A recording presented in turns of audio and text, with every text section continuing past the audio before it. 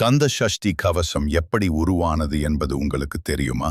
தீவிர முருகன் பக்தரான ஸ்ரீ பாலதேவராய சுவாமிகள் கடும் வயிற்று வலியால் அவதிப்பட்டு கொண்டிருந்தார். அந்த காலத்தில் அவ்வளவாக மருத்துவ வசதிகள் ஏதுமில்லை. எவ்வளவோ சிகிச்சை வழங்கப்பட்டும் தேவராய சுவாமிகளுக்கு வயிற்று வலி தீர்ந்த பாடில்லை. இதனால் வெறுத்துப் போய் கடலில் விழுந்து தற்கொலை செய்து கொள்ளும் அளவிற்கு வருத்தமுற்றார்.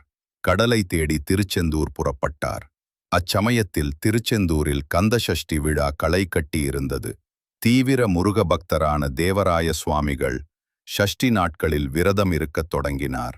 முருகனை மனம் குளிர வழிபட்டு சூரசம்ஹாரம் முடிந்த பிறகு தற்கொலை செய்து கொள்ளலாம் என்று முடிவு எடுத்தார். ஷஷ்டி விரத நாட்களான 6 நாட்களிலும் தினம் தினம் 6 படை வீடுகளுக்கும் தனித்தனியாக 6 கவசங்களை பாடலாம் என்று முடிவு செய்தார்.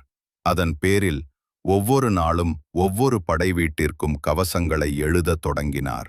தேவராய சுவாமிகள் இயற்றத் தொடங்கியதிலிருந்து வயிற்றுவலி படிப்படியாக குறைய ஆரம்பித்தது. 6வது நாளன்று வயிற்றுவலி பூரணமாக குறைந்தது. இப்படி பிறந்ததுதான் இந்த கந்தசஷ்டி கவசம். தேவராய சுவாமிகள் ஒவ்வொரு படை வீட்டிற்கும் ஒவ்வொரு கவசமாக சுமார் 6 கவசங்களை இயற்றியுள்ளார். இவை அனைத்துமே கந்தசஷ்டி கவசம் என்ற ஒரே பெயரை கொண்டுதான் அழைக்கப்படுகிறது.